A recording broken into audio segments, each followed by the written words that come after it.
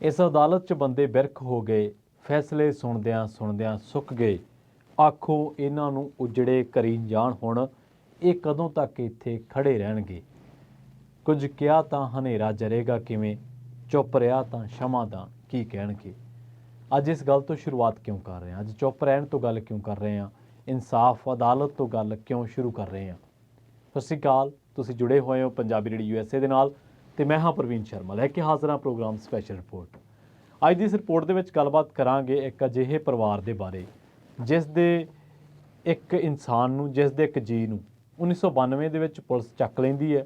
ਉਸ ਤੋਂ ਬਾਅਦ ਉਸ ਦਾ ਕੁਝ ਵੀ ਪਤਾ ਨਹੀਂ ਲੱਗਦਾ ਕਿ ਉਹ ਗਿਆ ਕਿੱਧਰ, ਪੁਲਿਸ ਨੇ ਕਿੱਥੇ ਖਪਾਇਆ।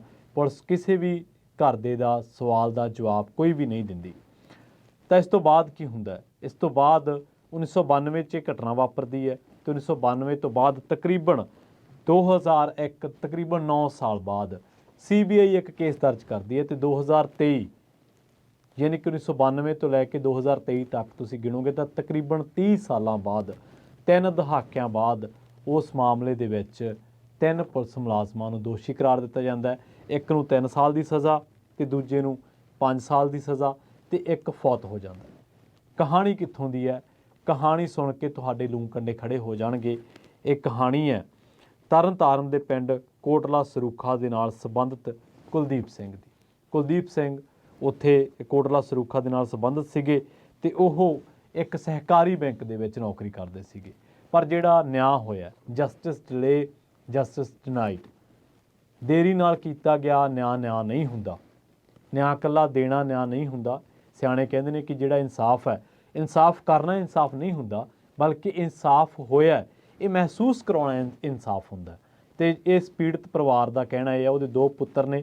ਇੱਕ ਪੁੱਤਰ ਦਾ ਜਨਮ ਉਸ ਦੇ ਲਾਪਤਾ ਹੋਣ ਤੋਂ ਬਾਅਦ ਹੋਇਆ। ਕੁਲਦੀਪ ਸਿੰਘ ਨਾਲ ਵਾਪਰਿਆ ਕੀ, ਇਹ ਸਾਰੀ ਕਹਾਣੀ ਤੁਹਾਨੂੰ ਦੱਸਦੇ ਹਾਂ। ਅਸਲ ਦੇ ਵਿੱਚ ਤਰਨ ਤਾਰਨ ਦੇ ਕੋਲੇ ਪਿੰਡ ਹੈ ਕੋਟਲਾ ਸਰੂਖਾ। ਉੱਥੋਂ ਦੇ ਕੁਲਦੀਪ ਸਿੰਘ ਬੈਂਕ ਦੇ ਵਿੱਚ ਨੌਕਰੀ ਕਰਦੇ ਸੀਗੇ ਕਲਰਕ ਦੇ ਵਜੋਂ। ਅਤੇ ਉਹਨਾਂ ਨੇ ਇੱਕ ਵਾਰੀ ਸਹਿਕਾਰੀ ਬੈਂਕ ਦੇ ਮਸਲੇ ਦੇ ਵਿੱਚ ਹੀ ਜਿਹੜੀ ਉਹਨਾਂ ਨੇ ਕਿਸੇ ਮਿੱਤਰ ਦੋਸਤ ਨਾਲ ਕਹਿ ਲਓ ਕਿ ਉਹ ਅੰਮ੍ਰਿਤਸਰ ਗਏ ਸੀਗੇ। ਅੰਮ੍ਰਿਤਸਰ ਦੇ ਵਿੱਚ ਉਹਨਾਂ ਨੂੰ ਚੱਕ ਲਿਆ ਗਿਆ। ਜਦੋਂ ਚੱਕ ਲਿਆ ਗਿਆ ਅਤੇ ਉਹਨਾਂ ਦਾ ਫਿਰ ਝੂਠਾ ਪੁਲਿਸ ਮੁਕਾਬਲਾ ਬਣਾ ਦਿੱਤਾ ਗਿਆ।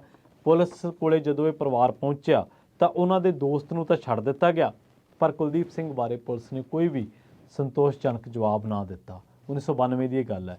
ਉਸ ਤੋਂ ਬਾਅਦ 2001 ਦੇ ਵਿੱਚ ਕੇਸ ਦਰਜ ਹੁੰਦਾ। ਤਾਂ ਹੁਣ ਜਿਹੜੇ ਕੇਸ ਚੱਲ ਰਿਹਾ ਸੀਗਾ, ਤਕਰੀਬਨ 31 ਸਾਲ ਕਾਨੂੰਨੀ ਲੜਾਈ ਲੜੀ ਹੈ। ਉਹਦੇ 2 ਪੁੱਤਰ ਨੇ, ਸੰਦੀਪ ਸਿੰਘ ਅਤੇ ਸੰਦੀਪ ਸਿੰਘ, ਅਤੇ ਇੱਕ 2 ਦਾ ਪੁੱਤਰ ਹੈ ਤਰਨਦੀਪ ਸਿੰਘ। ਇਹਨਾਂ ਨੇ ਇੱਕ ਗੱਲ ਬੜੀ ਜਿਵੇਂ ਕਹਿ ਲਓ ਡੂੰਘੀ ਗੱਲ ਕਹੀ ਹੈ, ਜਾਂ ਕਹਿ ਲਓ ਕਿ ਬੜੀ ਝੰਜੋੜਨ ਵਾਲੀ ਗੱਲ ਕਹੀ ਹੈ। ਉਹ ਕਹਿੰਦੇ ਕਿ ਅਸੀਂ ਜੇ ਚਾਹੁੰਦੇ ਆਪਣੇ ਪਿਓ ਦਾ ਬਦਲਾ ਲੈਣ ਦੇ ਲਈ ਅਸੀਂ ਬੰਦੂਕ ਵੀ ਚੱਕ ਸਕਦੇ ਸੀ, ਹਥਿਆਰ ਵੀ ਚੱਕ ਸਕਦੇ ਸੀ, ਪਰ ਅਸੀਂ ਅਦਾਲਤ ਦਾ ਰਾਹ ਚੁਣਿਆ। ਕਿਉਂ ਚੁਣਿਆ? ਕਿਉਂਕਿ ਸਾਨੂੰ ਕਾਨੂੰਨ 'ਤੇ ਭਰੋਸਾ ਸੀ। ਇਹ ਸ਼ਬਦ ਬੰਦਾ ਕਦੋਂ ਕਹਿੰਦਾ? ਜਦੋਂ ਉਹਦੇ ਕੋਲੇ ਕੋਈ ਹੋਰ ਵਾਹ ਨਾ ਬਚੀ ਹੋਵੇ। ਜੋ ਇਹਨਾਂ ਸ਼ਬਦਾਂ ਦਾ ਪ੍ਰਗਟਾਵੇ ਦੇ ਵਿੱਚੋਂ ਕੀ ਅਰਥ ਕੱਢੋਗੇ? ਇਹਨਾਂ ਪ੍ਰਗਟਾਵਿਆਂ ਦੇ ਵਿੱਚੋਂ 2 ਅਰਥ ਨਿਕਲਦੇ ਆ। ਪਹਿਲਾ ਤਾਂ ਇਹ ਕਿ ਜਿਹੜੇ ਜਦੋਂ ਬੰਦੇ ਨੇ ਜਿਸ ਮਨੋਭਾਵਨਾ ਦੇ ਨਾਲ ਇਹ ਸ਼ਬਦ ਕਹੇ, ਉਸ ਟਾਈਮ ਉਹਦੇ ਮਨ ਦੇ ਉੱਤੇ, ਉਹਦੇ ਦਿਲ ਦੇ ਉੱਤੇ ਕੀ ਬੀਤ ਰਹੀ ਹੋਊਗੀ, ਉਹਦੇ ਪਰਿਵਾਰ ਦੇ ਉੱਤੇ ਕੀ ਬੀਤ ਰਹੀ ਹੋਊਗੀ ਕਿ ਅਦਾਲਤ ਨੇ ਸਾਨੂੰ ਨਿਰਾਸ਼ ਕੀਤਾ। 3 ਜਾਂ 5 ਸਾਲ ਦੀ ਸਜ਼ਾ, 1000 ਰੁਪਇਆ ਜੁਰਮਾਨਾ, ਕੋਈ ਜੁਰਮਾਨਾ ਨਹੀਂ। ਅਸੀਂ 3 ਦਹਾਕੇ ਇਸ ਗੱਲ ਪਿੱਛੇ ਜੱਦੋਜਹਿਦ ਕੀਤੀ ਹੈ। ਇਸ ਗੱਲ ਦਾ ਦੂਜਾ ਭਾਵ ਅਰਥ ਇਹ ਬਣਦਾ ਕਿ ਉਸ ਬੰਦੇ ਨੂੰ ਨਿਆਂ ਪ੍ਰਣਾਲੀ 'ਤੇ ਪੂਰਾ ਭਰੋਸਾ ਸੀ, ਪਰ ਹੁਣ ਉਹ ਭਰੋਸਾ ਬਚਿਆ ਨਹੀਂ ਬਚਿਆ, ਇਹਦੇ ਬਾਰੇ ਕੀ ਕਹੀਏ। ਉਹਨੂੰ ਲੱਗਦਾ ਸੀਗਾ ਕਿ ਜੇ ਮੈਂ ਦੁਨਾਲੀ ਚੱਕ ਲਈ ਤਾਂ ਮੇਰੇ ਪਰਿਵਾਰ ਦਾ ਜਾਂ ਮੇਰਾ ਹਸ਼ਰ ਉਹੀ ਹੋਣਾ ਜਿਹੜਾ ਹੋਰ ਧੱਕਾ ਦੂਜਿਆਂ ਦੇ ਨਾਲ ਹੋਇਆ, ਕਿਉਂਕਿ ਦੁਨਾਲੀ ਕਿਸੇ ਵੀ ਮਸਲੇ ਦਾ ਹੱਲ ਨਹੀਂ ਹੈ। ਤਾਂ ਉਹਨੇ ਰਾਹ ਚੁਣਿਆ ਕਿ ਸ਼ਾਇਦ ਨਿਆਂ ਦਾ ਰਾਹ ਚੁਣ ਕੇ ਦੇਖਦੇ ਹਾਂ। ਪਰ ਹੁਣ ਸੰਦੀਪ ਸਿੰਘ ਖੁਦ ਕਹਿੰਦੇ ਨੇ ਕਿ ਅਸੀਂ ਅਦਾਲਤ ਦਾ ਰਾਹ ਚੁਣਿਆ ਸੀ, ਕਾਨੂੰਨ ਦਾ ਰਾਹ ਚੁਣਿਆ ਸੀ, ਪਰ ਕਾਨੂੰਨ ਦੇ ਰਾਹ ਨੇ ਵੀ ਸਾਨੂੰ ਨਿਰਾਸ਼ ਕੀਤਾ। ਇਸ ਮਾਮਲੇ ਦੇ ਵਿੱਚ CBI ਅਦਾਲਤ, ਮੋਹਾਲੀ ਦੀ CBI ਅਦਾਲਤ ਨੇ ਕੁਲਦੀਪ ਸਿੰਘ ਨੂੰ ਲਾਪਤਾ ਕਰਨ ਅਤੇ ਫਿਰ ਝੂਠਾ ਮੁਕਾਬਲਾ ਬਣਾਉਣ ਦੇ ਇਲਜ਼ਾਮਾਂ ਦੇ ਵਿੱਚ 3 ਪੁਲਿਸ ਅਧਿਕਾਰੀਆਂ ਨੂੰ ਦੋਸ਼ੀ ਕਰਾਰ ਦਿੱਤਾ। ਸੂਬਾ ਸਿੰਘ ਜਿਹੜਾ ਕਿ SHO ਸੀਗਾ, ਉਹਨੂੰ 3 ਸਾਲ ਦੀ ਸਜ਼ਾ ਹੋਈ ਹੈ, 1000 ਰੁਪਏ ਜੁਰਮਾਨਾ ਹੋਇਆ। ASI ਝਲਮਲ ਸਿੰਘ ਨੂੰ 5 ਸਾਲ ਦੀ ਸਜ਼ਾ ਅਤੇ 5000 ਰੁਪਏ ਜੁਰਮਾਨਾ ਹੈ। ਇਸੇ ਮਾਮਲੇ ਦੇ ਵਿੱਚ ਹੋਰ ਦੋਸ਼ੀ SHO ਗੁਰਦੇਵ ਸਿੰਘ ਦੀ ਮੌਤ ਕੇਸ ਦੀ ਸੁਣਵਾਈ ਦੌਰਾਨ ਹੀ ਹੋ ਗਈ ਹੈ। ਕੁਲਦੀਪ ਸਿੰਘ ਤਰਨ ਤਾਰਨ ਦੇ ਪਿੰਡ ਕੋਟਲਾ ਸਰੂਖਾ ਦਾ ਰਹਿਣ ਵਾਲੇ ਸੀਗੇ। ਜ਼ਿਮੀਂਦਾਰ ਪਰਿਵਾਰ ਦੇ ਨਾਲ ਸੰਬੰਧਿਤ ਕੁਲਦੀਪ ਸਿੰਘ ਸਹਿਕਾਰੀ ਬੈਂਕ ਦੇ ਵਿੱਚ ਉਸ ਵੇਲੇ ਕਲਰਕ ਦੀ ਨੌਕਰੀ ਕਰਦਾ ਸੀਗਾ ਤੇ ਕੁਲਦੀਪ ਸਿੰਘ ਦੇ ਕੇਸ ਦੀ ਪੈਰਵਾਈ ਕਰਦੇ ਨੇ ਜਗਜੀਤ ਸਿੰਘ ਨੇ ਕੀਤੀ ਹੈ। ਉਹਨਾਂ ਨੇ ਦੱਸਿਆ ਕਿ ਘਟਨਾ ਜਿਹੜੀ ਹੈ ਉਹ 1992 ਦੀ ਹੈ ਤੇ ਇੱਕ ਦੋਸਤ ਦੇ ਨਾਲ ਬਦਲੀ ਕਰਵਾਉਣ ਦੇ ਕੰਮ ਦੇ ਵਜੋਂ ਤਰਨਤਾਰਨ ਤੋਂ ਅੰਮ੍ਰਿਤਸਰ ਗਏ ਸੀਗੇ, ਪਰ ਪੁਲਿਸ ਨੇ ਲਾਰੈਂਸ ਰੋਡ ਉੱਤੇ ਕੁਲਦੀਪ ਸਿੰਘ ਨੂੰ ਇਹਨਾਂ ਜਿਹੜਾ ਸੂਬਾ ਸਿੰਘ ਆ ਪੁਲਿਸ ਮੁਲਾਜ਼ਮ ਤੇ ਝਲਮਲ ਸਿੰਘ ਆ, ਇਹਨਾਂ ਬੰਦਿਆਂ ਨੇ ਜਿਹੜਾ ਉਹ ਕੁਲਦੀਪ ਸਿੰਘ ਨੂੰ ਚੱਕ ਲਿਆ, ਹਿਰਾਸਤ ਦੇ ਵਿੱਚ ਲੈ ਲਿਆ। ਉਸ ਤੋਂ ਬਾਅਦ ਉਹਦਾ ਕੁਝ ਨਹੀਂ ਪਤਾ ਨਹੀਂ ਲੱਗਿਆ। ਪਰਿਵਾਰ ਨੇ ਬੜਾ ਹੀ ਜਦੋਜਹਿਦ ਕੀਤੀ, ਬੜਾ ਭਾਲਿਆ, ਨਹੀਂ ਪਤਾ ਲੱਗਿਆ। 2001 ਦੇ ਵਿੱਚ ਇਹ ਕੇਸ CBI ਕੋਲ ਚਲਾ ਗਿਆ। 31 ਸਾਲਾਂ ਦੀ ਕਾਨੂੰਨੀ ਲੜਾਈ ਤੋਂ ਬਾਅਦ, ਜਦੋਜਹਿਦ ਤੋਂ ਬਾਅਦ ਕੁਲਦੀਪ ਸਿੰਘ ਨੂੰ ਲਾਪਤਾ ਕਰਨ ਵਾਲੇ ਮਾਮਲੇ ਦੇ ਵਿੱਚ ਦੋਸ਼ੀ ਕਰਾਰ ਦਿੰਦਿਆਂ ਸਜ਼ਾ ਦਾ ਐਲਾਨ ਕੀਤਾ ਗਿਆ। ਕੁਲਦੀਪ ਸਿੰਘ ਦਾ ਜਿਹੜਾ ਵੱਡਾ ਪੁੱਤਰ ਆ ਸੰਦੀਪ ਸਿੰਘ, ਉਹ ਕਹਿੰਦਾ ਕਿ ਜਦੋਂ ਮੇਰੇ ਪਿਤਾ ਜੀ ਨੂੰ ਮੈਂ ਅਖੀਰਲੀ ਵਾਰ ਵੇਖਿਆ ਸੀ ਤਾਂ ਮੇਰੀ ਉਮਰ 8 ਸਾਲ ਸੀ। ਤਾਂ ਉਹ ਕਹਿੰਦੇ ਨੇ ਕਿ ਹੁਣ ਕੇਸ ਵਾਪਸ ਲੈਣ ਦੀਆਂ ਸਾਨੂੰ ਧਮਕੀਆਂ ਮਿਲਦੀਆਂ ਰਹੀਆਂ ਪੁਲਿਸ ਵਾਲਿਆਂ ਵੱਲੋਂ। ਹੋਰ ਸੂਖਦਾਰ ਬੰਦੇ ਸਾਡੇ ਘਰੇ ਆ ਕੇ ਸਾਨੂੰ ਮੱਤਾਂ ਦਿੰਦੇ ਰਹੇ ਕਿ ਜੋ ਹੋਣਾ ਸੀ ਹੋ ਗਿਆ, ਛੱਡੋ ਪੈਰਾਂ, ਇਹਨਾਂ ਗੱਲਾਂ 'ਚੋਂ ਕੀ ਖੱਟਿਆ ਕਿਸੇ ਨੇ। ਤਾਂ ਪਰ ਕਹਿੰਦੇ ਕਿ ਅਸੀਂ ਜਦੋਜਹਿਦ ਕੀਤੀ। ਇਹਦੇ ਨਾਲ ਇੱਕ ਛੋਟਾ ਪੁੱਤਰ ਹੈ ਇਹਨਾਂ ਦਾ ਤਰਨਦੀਪ ਸਿੰਘ। ਤਰਨਦੀਪ ਸਿੰਘ ਜਿਹੜੀ ਗੱਲ ਕਹਿੰਦੇ ਨੇ ਉਹ ਗੱਲ ਇਸ ਤੋਂ ਵੀ ਜ਼ਿਆਦਾ ਝੰਜੋੜਨ ਵਾਲੀ ਹੈ।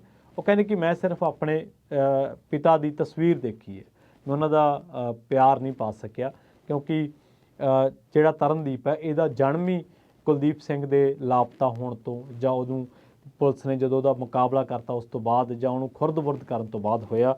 ਤਾਂ ਉਹ ਕਹਿੰਦੇ ਕਿ ਮੈਨੂੰ ਅਫਸੋਸ ਹੈ ਕਿ ਮੈਂ ਆਪਣੇ ਪਿਤਾ ਦਾ ਪਿਆਰ ਮੈਨੂੰ ਕਦੇ ਵੀ ਨਹੀਂ ਮਿਲ ਸਕਿਆ। ਪਰ ਕਹਿੰਦੇ ਕਿ ਜਿਹੜੀ ਇਹ ਸਜ਼ਾ ਹੋਈ ਹੈ, ਜਦੋਂ ਸਾਡੀ ਮਾਤਾ ਨੂੰ ਇਸ ਬਾਰੇ ਪਤਾ ਲੱਗੂਗਾ, ਹਾਲੇ ਉਹਨਾਂ ਨੂੰ ਪਤਾ ਨਹੀਂ ਹੈ, ਤਾਂ ਉਹਨਾਂ ਦਾ ਦਿਲ ਟੁੱਟ ਜੂਗਾ। ਨਾਰਾਜ਼ਗੀ ਤੇ ਮਾਯੂਸੀ ਭਰੇ ਸ਼ਬਦਾਂ ਦੇ ਵਿੱਚ ਸੰਦੀਪ ਸਿੰਘ ਕਹਿੰਦੇ ਆ ਕਿ ਅਸੀਂ ਵੀ ਪਿਓ ਦਾ ਬਦਲਾ ਲੈਣ ਦੇ ਲਈ ਰਾਹ ਉੱਤੇ ਨਿਕਲ ਸਕਦੇ ਸੀ, ਪਰ ਅਸੀਂ ਅਦਾਲਤ ਉੱਤੇ ਭਰੋਸਾ ਰੱਖਿਆ। ਅੱਜ ਜਿਹੜੀ ਸਜ਼ਾ ਅਦਾਲਤ ਨੇ ਦਿੱਤੀ ਹੈ, ਅਸੀਂ ਉਸ ਤੋਂ ਖੁਸ਼ ਨਹੀਂ ਹੈ। ਤੁਸੀਂ ਆਪ ਕੈਲਕੂਲੇਸ਼ਨ ਕਰਕੇ ਦੇਖੋ ਕਿ ਕਿਸੇ ਮਸਲੇ ਦੇ ਵਿੱਚ 30 ਸਾਲ 3 ਦਹਾਕੇ ਕੋਈ ਪਰਿਵਾਰ ਇਨਸਾਫ ਨੂੰ ਉਡੀਕਦਾ, ਨਿਆਂ ਨੂੰ ਉਡੀਕਦਾ, ਪਰ ਨਿਆਂ ਦੇ ਨਾਂ 'ਤੇ ਜਾਂ ਇਨਸਾਫ ਦੇ ਬਦਲੇ ਜੇਕਰ ਦੋਸ਼ੀਆਂ ਨੂੰ ਦੋਸ਼ੀ ਕਰਾਰ ਦਿੱਤੇ ਲੋਕਾਂ ਨੂੰ 3 ਸਾਲ ਦੀ ਸਜ਼ਾ, 1000 ਰੁਪਏ ਜੁਰਮਾਨਾ ਜਾਂ 5 ਸਾਲ ਦੀ ਸਜ਼ਾ ਹੋਵੇ, 5000 ਜੁਰਮਾਨਾ ਹੋਵੇ, ਤਾਂ ਉਹ ਤੋਂ ਅੰਦਾਜ਼ਾ ਲਾ ਸਕਦੇ ਹੋ ਕਿ ਪੀੜਤ ਪਰਿਵਾਰ ਨੂੰ ਇਸ ਤੋਂ ਬਾਅਦ ਕੀ ਅਹਿਸਾਸ ਹੋਇਆ ਹੋਊਗਾ। ਇਹ ਕਹਾਣੀ ਇੱਕ ਕੁਲਦੀਪ ਸਿੰਘ ਦੀ ਨਹੀਂ ਹੈ, ਬਹੁਤ ਸਾਰੇ ਲੋਕਾਂ ਦੀ ਇਹ ਕਹਾਣੀ ਹੈ। ਬਹੁਤ ਪੰਜਾਬ ਦੇ ਵਿੱਚ ਇੱਕ ਦੌਰ ਸੀ ਅਜਿਹਾ ਜਦੋਂ ਲੋਕਾਂ ਨੇ ਬਹੁਤ ਕੁਝ ਚੱਲਿਆ। ਤੁਸੀਂ ਇੱਕ ਬਾਬਾ ਜੀ ਵਾਲਾ ਕੇਸ ਸੁਣਿਆ ਹੋਣਾ, ਉਹਦੇ ਵਿੱਚ ਉਹਨਾਂ ਦੀਆਂ ਲੱਤਾਂ ਨੂੰ ਦੋਨੇ ਪਾਸੇ ਬੰਨ੍ਹ ਕੇ ਤੇ ਉਹਨਾਂ ਦੀਆਂ ਲੱਤਾਂ ਨੂੰ ਪਾੜ ਦਿੱਤਾ ਗਿਆ ਸੀਗਾ ਵਿਚਾਲੇ। ਇਹ ਵੀ ਕੇਸ ਇਹਨਾਂ ਇਲਾਕਿਆਂ ਦੇ ਵਿੱਚੋਂ ਹੀ ਹੈ। ਹੋਰ ਬਥੇਰੇ ਇਹੋ ਜਿਹੀਆਂ ਅਣਹੋਣੀਆਂ ਪੁਲਿਸ ਵੱਲੋਂ ਜ਼ਬਰ ਜ਼ੁਲਮ ਕਰਦੀਆਂ ਘਟਨਾਵਾਂ ਤੁਹਾਨੂੰ ਮਿਲ ਜਾਣਗੀਆਂ। ਇਹ ਇੰਨਾ ਹੀ ਨਹੀਂ ਹੈ, ਇਹ ਜ਼ੁਲਮ ਹਿੰਦੂ ਪਰਿਵਾਰਾਂ ਨਾਲ ਵੀ ਹੋਇਆ। ਗੁਲਸ਼ਨ ਕੁਮਾਰ ਦੀ ਕਹਾਣੀ ਵੀ ਐਸੀ ਹੈ। ਤੁਸੀਂ ਗੁਲਸ਼ਨ ਕੁਮਾਰ ਦੇ ਪਰਿਵਾਰ ਬਾਰੇ ਪੜ੍ਹੋਗੇ, ਪ੍ਰਵੀਨ ਕੁਮਾਰ ਜਿਹੜੇ ਕਿ ਹੁਣ ਉਸ ਕੇਸ ਦੀ ਪੈਰਵਾਈ ਕਰ ਰਹੇ ਸੀ, ਇਹ ਵੀ ਪਰਿਵਾਰ ਤਰਨਤਾਰਨ ਦੇ ਇਲਾਕਿਆਂ ਦੇ ਵਿੱਚ ਰਹਿਣ ਵਾਲਾ ਸੀਗਾ। ਤਾਂ ਇਸੇ ਪਰਿਵਾਰ ਦੇ ਨਾਲ ਵੀ ਇਸ ਤਰ੍ਹਾਂ ਦੀ ਵਧੀਕੀ ਹੋਈ ਹੈ। ਤਾਂ ਕੀ ਇਹ ਤੈਅ ਨਹੀਂ ਹੋਣਾ ਚਾਹੀਦਾ ਕਿ ਉਦੋਂ ਲੋਕਾਂ ਦੇ ਨਾਲ ਜੋ ਕੁਝ ਹੋਇਆ ਧੱਕੇਸ਼ਾਹੀਆਂ, ਉਸ ਬਾਬਤ ਕੋਈ ਕਮਿਸ਼ਨ ਬਣਦਾ, ਉਹ ਇਨਕੁਆਇਰੀ ਕਰਦਾ, ਤਾਂ ਕੁਝ ਹੀ ਸਾਲਾਂ ਦੇ ਵਿੱਚ ਇਹ ਸਾਰਾ ਕੁਝ ਸੈਟਲਮੈਂਟ ਕਰ ਦਿੱਤਾ ਗਿਆ ਹੁੰਦਾ ਸਖਤ ਸਜ਼ਾਵਾਂ ਦੇ ਕੇ।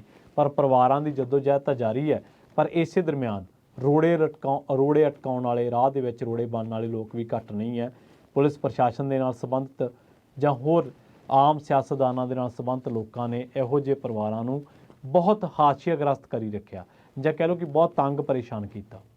ਅਤੇ ਕਹਾਣੀ ਇੱਕ ਪਰਿਵਾਰ ਦੀ ਨਹੀਂ ਹੈ, ਪੰਜਾਬ ਦੇ ਸੈਂਕੜੇ ਪਰਿਵਾਰਾਂ ਦੀ ਇੱਕ ਕਹਾਣੀ ਹੈ। ਪਰ ਇੱਕ ਗੱਲ ਸਾਬਤ ਹੋ ਚੁੱਕੀ ਹੈ ਕਿ ਕੁਛ ਨਾ ਕੁਛ ਜ਼ਰੂਰ ਵਾਪਰਿਆ। ਪੁਲਿਸ ਦੀ ਵਰਦੀ ਦੇ ਵਿੱਚ ਗੁੰਡਾਗਰਦੀ ਜ਼ਰੂਰ ਹੋਈ ਹੈ, ਕਿਉਂਕਿ ਦੋਸ਼ੀ ਕਰਾਰ ਦਿੱਤੇ ਜਾਣ ਤੋਂ ਭਾਵ ਕਿ ਇਹ ਸਪਸ਼ਟ ਹੈ ਕਿ ਉਹ ਬੰਦੇ ਨੇ ਉਹ ਗੁਨਾਹ ਕੀਤਾ ਵਾ। ਤਾਂ ਇੱਥੋਂ ਸਾਬਿਤ ਹੋ ਗਿਆ ਕਿ ਕੁਲਦੀਪ ਸਿੰਘ ਨੂੰ ਚੱਕਿਆ ਗਿਆ, ਉਹਨੂੰ ਖਪਾਇਆ ਗਿਆ, ਉਹਦੇ ਪਰਿਵਾਰ ਨੂੰ ਕੁਝ ਦੱਸਿਆ ਨਹੀਂ ਗਿਆ।